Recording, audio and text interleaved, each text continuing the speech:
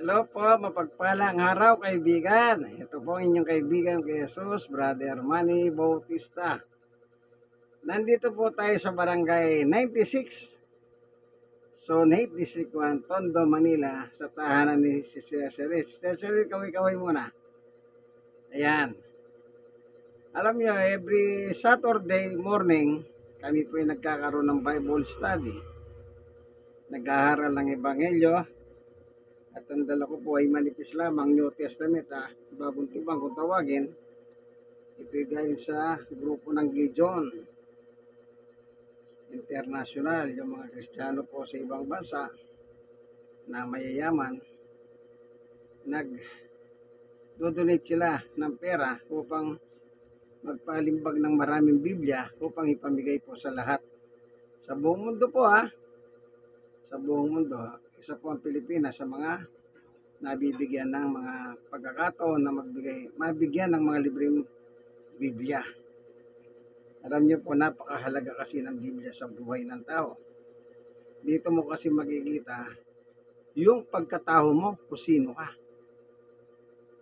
Dito mo rin makikita yung problema mo, yung kasalanan mo. Dito mo rin makikita ang solusyon ng lahat ng yan. Isipin nyo, isang Biblia lang kompleto na po yan. Kaya tayo po ngayon ay mag-aaral ng mabuting balita o ebanghelyo ng ating Panginoong Yesus ayon sa nakasulat sa Biblia. Pero bago tayo papalahot, tayo muna ay panandaliang dudulog sa Diyos upang siyang gumabay sa atin sa pagkakataon ito. Salamat po, Panginoon Diyos, sa pagkakataon na binigay mo sa amin na mabulay ang iyong salita. Mapag-aralan ang iyong salita. May turo sa amin ang iyong mga salita. Buksan ang puso at isip ng mga nanonood ng video ito. Salamat po sa ngalan ni Jesus. Amen. Okay? Ang Biblia po, merong sinasabi si Jesus. Dito po sa epistola niya sa 1 Gs. Basahin po natin ganito nakalagay. 1 chapter 10 verse 10. Kaya lamang pupunta rito ang magnanakaw upang magnakaw. Yung magnanakaw na tinutukoy po rito, walang iba po kundi si Satanas yan. Parang ganito po. Kaya't lamang pupunta rito si Satanas ay upang magnakaw, pumatay at magwasak. Naparito ako upang ang mga tupay magkaroon ng buhay, isang buhay na ganap at kasiyasiya. So sinabi ng ating Panginoong Yesus, naparito si Satanas. Anong papel ni Satanas? Pag sinabing naparito, wala pong ibang tinutukoy yan kundi sa mundo kung saan nandyan ang mga tao na nilikha ng Diyos. Tandaan niyo po, marami pong planeta. Kung pag-aralan niyo po yung solar system, ang planetang Earth, the planet Earth, siya lamang po ang may kagaya natin. Hindi ko alam kung mga ibang planeta mayroong living things, Hindi na natin sakop yun at hindi rin natin nakikita. Kaya naparito si Satanas. Anong papel niya? Magnakaw. Kaya kung mayroong magnanakaw dito sa mundo, sila po ay kampo ni Satanas. Saan nyo makikita ang karamihan ng magnanakaw? Ang sabi ng mga miron, marami yan, mga politiko yan. Yan. Bakit nila nasasabing maraming politikong magnanakaw? Kasi po, kapag nangyari na, halimbawa, after ng kanyang panunungkulan, doon lumilitaw po ang mga kasuhan tungkol sa magnanakaw o pagnanakaw ng pera ng taong bayan. Yan. Pero hanggat nakaupo po sila, walang lumilitaw. Kasi nakaupo pa po sila at may power sila. Halimbawa, isang mayor magnanakaw. Paano kung kadikit ng mayor ang presidente? Siyempre, pag nilapitan yung presidente, ano sasabihin ng presidente? Huwag nyo munang gawin yan. Mayroong power ang presidente. Kaya kung minsan, may mga kaso po na malakas sa itaas yan. Yan. So, ano sabi dito? Magnanakaw. Pag magnanakaw ang isang politiko, ibig sabihin ang nag-aari sa kanya ay walang iba kundi ang Diablo or Satanas. Ano pa? Pumatay. Saan mo naman makikita ang mga pumapatay? Sa mga terorista, rebelde. Yan. Kasi po yung mga terorista o mga rebelde, wala po silang kinikilalang Diyos. Wala silang Diyos. Kaya kung pumatay po sila, okay lang sa kanila. Hindi sila takot. Kasi nga po, wala nga silang Diyos. Eh sabi nga ng Diyos sa 10 utos, huwag kang papatay. Kaya yung mga terorista, mga rebelde, yan. Naalala ko po kahapon, meron kong napanood sa YouTube sa Israel. Abang nagkakaroon ng tensyon ng gulo sa Israel dahil po sa kalaban ng Iran, nandun po sila sa ilalim. Malalim yung kinalalagyan nila. Nagwo-worship po sila. Mga Israelita, babae lalaki. Ngayon, after ng kantahan po, tumayo yung lalaki. Yung pala yung lalaking yon ay isang Iran. Taga-Iran siya. Pinanganak sa Iran at lumaki sa Iran. At the age of 19, doon niya po nakilala ang tamang aral ng Diyos. At nagkaroon siya ng asawa ng Israelitang babae. At ngayon, nasa Israel na po siya. At kasama siya sa mga nag-worship habang nagbobomba ang Israel at ang Iran. At kinuwento niya po. Ang sabi niya, yung mga taga-Iran, ang gusto nila maging kaibigan ng mga Israel. Ngayon, magtataka kayo kung yung palang gusto nila, bakit ang mga Iran ay ganun po sila sa gyera. Sa gyera sila lang nakapokus, dun po kanilang buhay. Ang sabi niya, yung mga rebelding Iranian, yun. Kaya ba pinanonood ko yun? Oo nga no. Kung wala palang rebelde, di sana peaceful palang Iran. Yan, kaya sabi niya, yung mga rebeldeng taga-Iran. Yan. So, anong sabi niya? Pumatay. Kaya nga po, kung pumatay sila, wala silang pakialam sa buhay ng tao. Kung meron mo silang mapatay ng bata, matanda, may sakit, kung ano man, okay lang sa kanila. Kasi nga po, rebelde sila. Terorista sila. Kung naalala nyo ba sa Mindanao, yung Mahuti, Muslim yun. Diba? Ang dami nilang pinatay. Isipin nyo na lang po, kasi terorista nga po sila. Wala silang takot sa Diyos. Okay? Ano pa? Magwasak. Anong wawasakin ni Satanas? Matino ang pamilya, wawasakin niya. Yung gobyerno, matino. Pagkatapos ang gagawin ni Satanas, paghaharian niya yung mga namumuno. Naalala ko po si Mayor Bico, the good mayor ng Pasig. Hindi obra si Satanas doon. Winasak ni Mayor Bico ang korupsyon sa Pasig.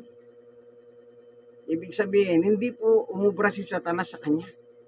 Siyempre, maka-Diyos yun eh. Si Bico, laki sa nanay. And sino ba si Connie Reyes? Isa na po siyang Kristiyano. Natural na palaki niya ang anak niya sa turo at aral ng Panginoon Diyos. Kaya winasak niya ang korupsyon ng Pasig. Kaya nung nakarang eleksyon po, walang tarpaulin eh. Walang tarpaulin na nakasabit doon sa Pasig. Kita nyo po? At ngayon, pinagagawa niya ang alin ang pinagagawa niya? Yung munisipyo ng Pasig. Madaming nag-oppose dyan. Pero talagang hindi sila lumusot kay Biko. At si Mayor Biko lang po ang nagbulgar na yung barangay chairman. Pag maliit ang yung barangay, 3 milyon kada isang taon. Kapag malaki ang barangay, 5 milyon kada isang taon ang binibigyan ng gobyerno sa iyo. Kaya pala maraming mga chairman. Mag-isip kayo ngayon. Sino lang ang nagbulgar ng ganyan? Di si Mayor Biko. Tanungin nyo po yung mga chairman nyo. Kung nasaan nyo, 3 milyon. Sige, palagay na natin malit na barangay lang kayo. Nasaan yung 3 milyon kada taon? Yan. Kaya sabi ni Jesus, naparito si Satanas upang magnakaw, pumatay, at magwasa. Ngayon, tingnan naman natin yung sulat ni Juan. Dito sa unang Juan, ano po? O si San Pedro muna. Unang Pedro chapter 5. Ganito naman ang sinabi ni San Pedro. Sa verse 8, umanda kayo at magbantay. Watchful. Maganda. Bakit sinabi ni San Pedro ang ganitong salita, umanda kayo at magbantay?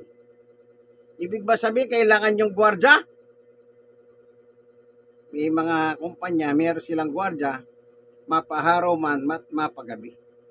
Kasi nga po, may mga masasamang loob na magnanakaw. Kampo ni Satanas yun. Ayan.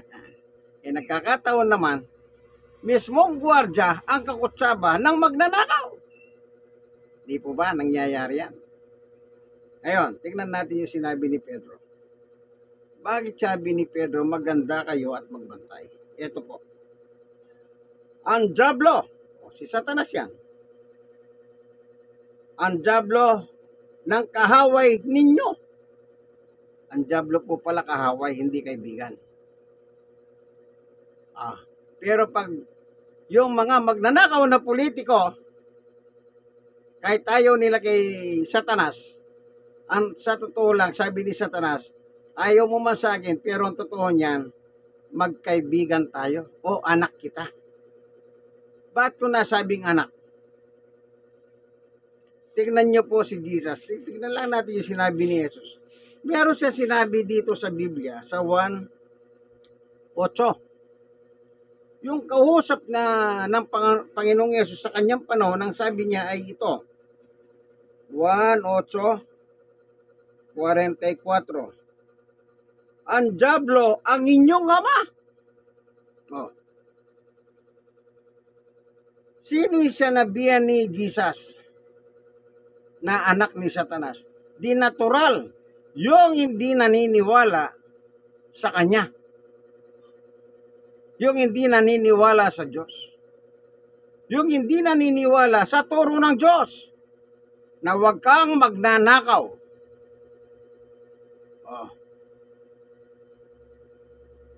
Kaya yung mga magnanakaw na politikos, ngayon, inahin po yung nangyari kay Sara Duterte. Di po ba? Meron siyang 18 senador na kakutsaba, 19th Congress. Ayaw na nilang lumitaw yung mga ebidensya magmumula sa Kongreso kung saan napunta yung mga pera ng taong bayan ni Sara. Pinapatay na po nila yung impeachment. Antimano sinasabi nila, mamamatay na yan. Ayaw na nilang ibulgar pa. Kaya kapon napanood ko po si Congressman o the working Congressman Ernest Dionisio Jr. Ang sabi po ni Kong Ernest Jr. kapon sa sa YouTube. Bakit ayaw ba nilang malaman ng taong bayan ang katotohanan tungkol po doon sa pera? Na kung ilang milyon po yon na hindi kayang ipaliwanag ni Sara Duterte ng Davao. Kasama si Sara dyan. Yan. Yun ang sabi po ni Kong Ernix. Biktima lang si Sara. Kaya, ngayon, ang ano natin dyan, siyempre sa totoo tayo tumatayo. Ayan natin gumulong ang ustisya. Tingnan natin. Ilahad niya yung mga resibo, kung sino yung recipient. Yung tumanggap ng pera na ipinagkatiwala sa kanya. Siyempre, pera po ng taxpayer yon. Hindi po pera ng Duterte yon. Pera ng taxpayer. Yan. Ngayon, ang sabi ni Lord Jesus, yung magnanakaw, ang ama ninyo ay ang diablo. Ito yung hindi naniniwala sa turo at aral ng Diyos. Ayun, balikan natin si Juan. Ay si Pedro. Kaya sabi ni Pedro, humanda kayo at magbantay. Ang diablo na kahaway ninyo ay parang leong humaatungal at alihaligid na humahanap ng masisilan. Yun pala na sinabi ni Jesus na si Satanas na parito sa mundo natin. Anong trabaho niya? Naghahanap siya ng kanyang masisila o mabibiktima. Siyempre, sino ba ang bibiktimahin niya? Natural, mga tao din po. Yan. Kaya, magtataka kayo na kapag ang isang politiko ay tapos ng termino, yung iba naman, hindi pa natatapos, nakakasuhan kasi nga, wala silang kapit tahas kung sabi nga nila. Na, magnanakaw sila. O kaya yung iba nag-abroad po, tatakasan yung kaso. Ano po? Yan. Kaya sabi naman ni Juan, si Juan naman, tignan natin ang sabi ni Juan. Sa unang Juan 3, tignan natin. 8. Ang nagpapatuloy sa pagkakasala ay kampon ng diablo. O, halimbawa, magnanakaw kang politiko. Siyempre, anong gagawin mo? Ay, hindi totoo yan. Lagi ka nagdi-deny. Deny ka ng deny. Pero pag natapos yung termina mo at lumitaw na yung mga ebidensya ng taong bayan, yan. Ibig sabihin, kung gaano ka katagal sa panunungkulan mo, ang sabi ni Juan ay kampung ka ni Satanas.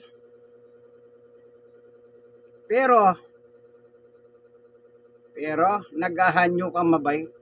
Ang ginagawa nila, nagnanakaw sila at gumagawa sila ng mabuti. Yung pagnanakaw nila sa kaban ng bayan, tinatakpan nila yung ginagawa nila, tingin nila mabuti. Yan. Ang pinakikita nila, yung mabuti. Kaya sabi na, ay, napakabuting tao niyan. Pero, the other side, ninanakawan pala niya ang kaban ng taong bayan. Ako, siyempre, tayong mga tao, lalo na yung mga iba, naturing ang may isip, ba't tayo naman gamitin sa tama yung isip? Di po ba? Dapat mag-isip naman tayo. Huwag lang tayo basta maniwala. Mag-research tayo, halamin talaga natin o pag-aralan natin ang senaryo ng kwento ng politikas. Okay? Kaya sabi ni Juan, ang nagpapatuloy sa pagkakasalay kampon ng diablo. Kapag namatay ka, nananatili ka sa kanyan mong kalagayan, ang sabi ni Jesus sa Mateo 25:41. Anong nakalagay po dito sa Biblia? At sasabihin naman niya, si Jesus po magsasabi, sa mga nasa kaliwa, yung mga kambing o laban, sa Diyos. Lumayo kayo sa akin, mga sinumpa, kayo pa sa apoy na di namamatay, na inihanda para sa dyablo at sa kanyang mga kampon. Pag inabutan ka ng kamatayang kaibigan, nandiyan ka pa rin sa kalagayan mo, yan. Na ang iyong ama ay si Satanas, ang iyong kaibigan ay si Satanas, itong mangyayari sa iyo, sinabi ni Jesus. Makakasama mo si Satanas doon sa hapoy ng impyerno pagdating ng Judgment Day.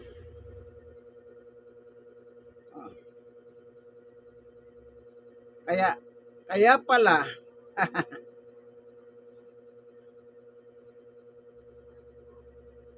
tingnan nyo po kasaysayan ng Pilipinas. Lahat na naging presidente hanggang ibaba. Usgan nyo sila ayon sa dokumento, ayon sa ebidensya. Yan po ang katibayan, yung mga ebidensya. Naalala nyo yung sila Marcos? After 21 years, lumabas yung mga ebidensya. Kinasuhan po sila, kanya lang patay na si dating Pangulong Marcos, yung matanda. Si Imelda kinasuhan ng ombudsman. 3 beses na magnanakaw. Kanya lang, hindi na siya pinaresto ni dating Pangulong Duterte kasi nga, merong utang na loob si Duterte sa mga Marcos. Napalabas sa media yan. Na pinangako ni Duterte, suportahan niyo ako. Sabi niya kay Imelda, kausap. Kapag nanalo ako, ipalilibing ko si Marcos sa libingan ng bayani. At nangyari po yun. Kaya yung mga Marcos, may utang na loob sila sa Duterte. Dahil po nailibing po si Matandang Perdi doon sa libingan ng bayani. Hindi, totoo yan. Kasi si Marcos, talagang magnanakaw yun. Saka wala siyang utang kay, kasi talagang si Duterte talaga, mananalo talaga kahit saan lugar. Hindi ako naniwala. Kaya yung nangyari yun, nailibing po si Marcos sa libingan ng bayani. Nandito po sa Manila yon.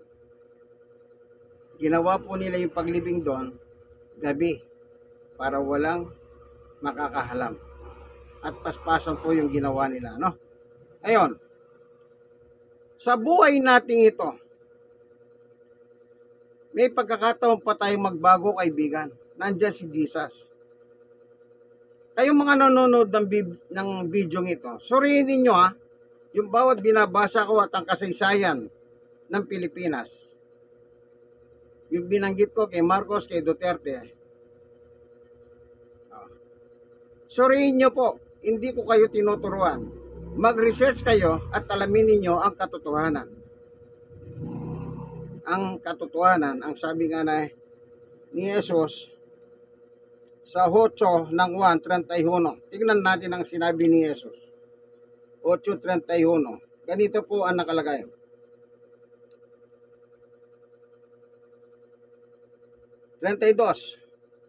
Makikilala ninyo ang katotohanan at ang katotohanan ang magpapalaya sa inyo. Yun po. Alamin natin yung katotohanan tungkol sa mga anomalies ng mga politikos. Kaya kung isa ka sa mga natin, mayroong kalikutan sa pera ng taong bayan, ito, sabi ni Jesus, and you know the truth. The truth will set you free. Salamat, Panginoon Diyos, sa katotohanan na binahagi mo sa amin sa pagkakataon ni Sister Cheryl. Nawa, buksan mo po yung mga puso at isip ng mga tao na nanonood ng video ito. Na kung sakali sila man po ay may mga kasalanan na hindi nila mabanggit-banggit, ito na yung pagkakataon nila. Ang Diyos ay lagi pong naghahantay sa mga nagsisisi. Tandaan po natin, hindi pa huli ang lahat. Salamat sa Diyos at ibinigay ang kanyang anak na si Jesus. Salamat po sa ngalan ni Jesus. Amen. Kayong mga nanonood ng video ito, nawa, i-share nyo po sa iba. kayong mga nasiran, i-share nyo rin po sa iba. God bless us all po. Bye-bye. Nandito po tayo sa tahanan ni Sister Cheryl sa may Barangay 96, Zone 86, Tondo, Manila. Bye-bye.